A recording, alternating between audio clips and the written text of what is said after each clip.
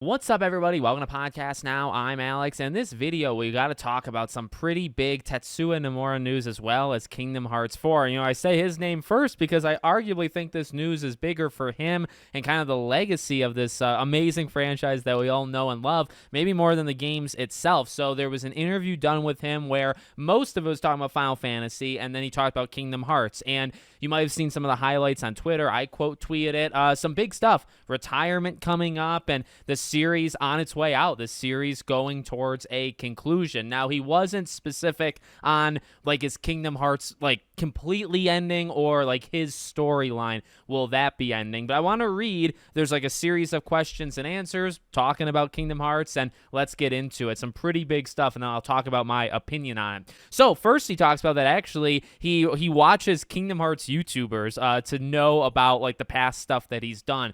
He says, I've written quite a bit in the memo I mentioned earlier, but I asked staff to remember it, and I like watching videos, so I look at gameplay videos and reviews on YouTube. Basically, rather than looking back at my notes, I asked the staff to remember it and asked them what happened in past titles, and then he was asked about analysis videos, and he watches those. Then the next question, I don't think Kingdom Hearts series was expected to develop to the way it is now from the first game. As the series progresses, the number of settings and characters increases, and it becomes increasingly difficult to make the story coherent.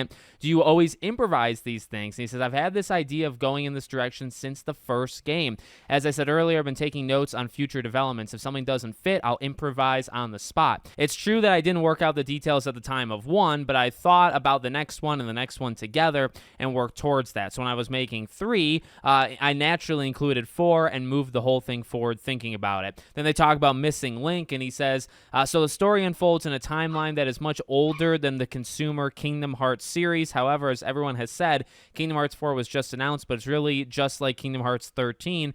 There are also, of course, connections even outside of the number titles, and I think you'll be able to enjoy Kingdom Hearts on a deeper level. However, this time, both Missing Link and Kingdom Hearts 4 are being made with a stronger focus on being new titles rather than sequels. For example, as a new attempt, I've had staff who have never worked on Kingdom Hearts participate in the scenario. I'll be involved in the end, but in the sense that the writers who don't know Kingdom Hearts are creating the base, I don't think it's work that I have to do. After all, Kingdom Hearts Missing Link is a blank story, so it's assumed that there are gaps. If you know it, you'll be able to enjoy it more deeply. And the next question, just as difficult to catch up with a running manga title from the first volume, the Kingdom Hearts series also has a large number of titles, so it seems like the same problem will arise. What are your thoughts on acquiring new users in the future?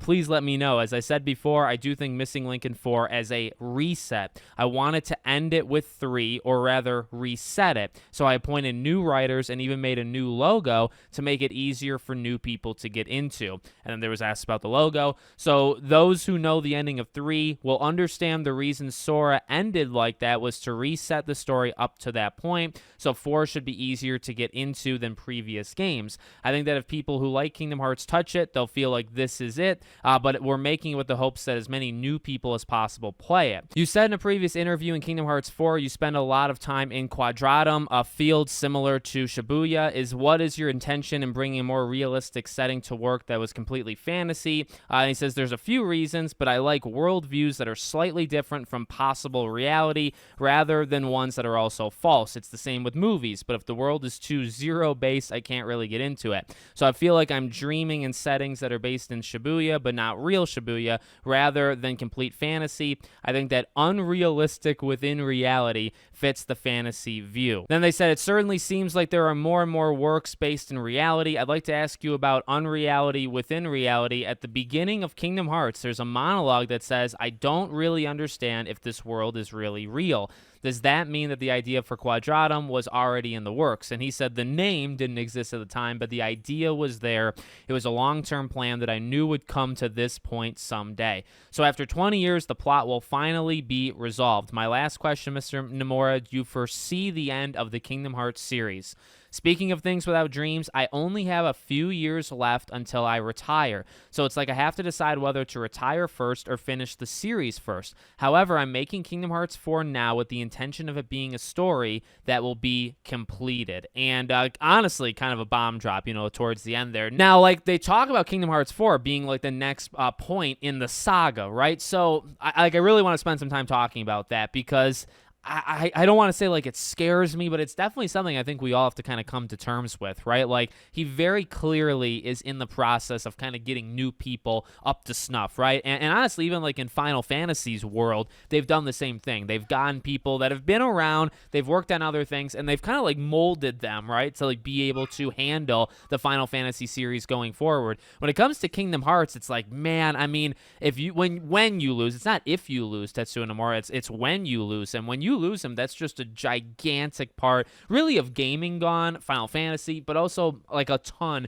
of Kingdom Hearts. So I do worry because like Kingdom Hearts 4 is kind of the beginning of the end, right? Like, I imagine 4, 5, 6. I think when you boil it down, you get 4, 5, 6, and any spin-off games would not be from him, and those would be the main line, and then you would be done. This Master of Masters saga that they're going to be doing, right, this is going to end in the next 3 games, and maybe even sooner than that, and that would be it, from him. Again, like, could the series continue? Maybe, but they talk about, like, an absolute. They talk about it ending, and I can't imagine Kingdom Hearts 4 actually ends. I think that would be wild, but it's weird because, like, he says a couple years. A couple literally means 2. I don't know if he's in his early 50s. I don't know if he means that literally, or maybe he has kind of like a sketch of the stories of 4, 5, 6, like those 3 of them, and he says, okay, I mean, I'm going to write these outlines. I'm going to do 4, but then I'm going to stop, and other people can do 5 and 6, but they kind of have my story.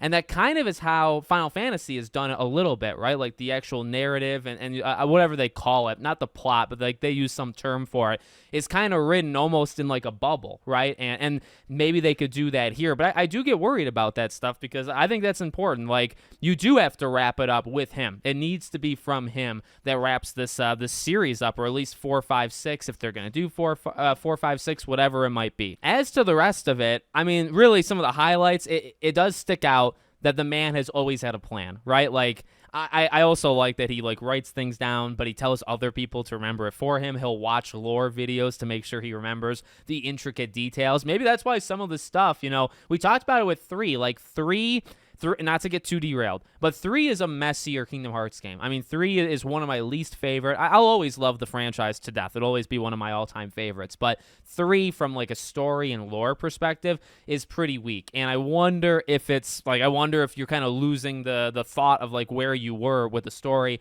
and some of these characters. Things happen in 3 just to happen. With like Xion and Roxas and some of the other stuff kind of towards the end, some of the stuff just happened. I do think some things have been planned out, like with Zigbar and stuff.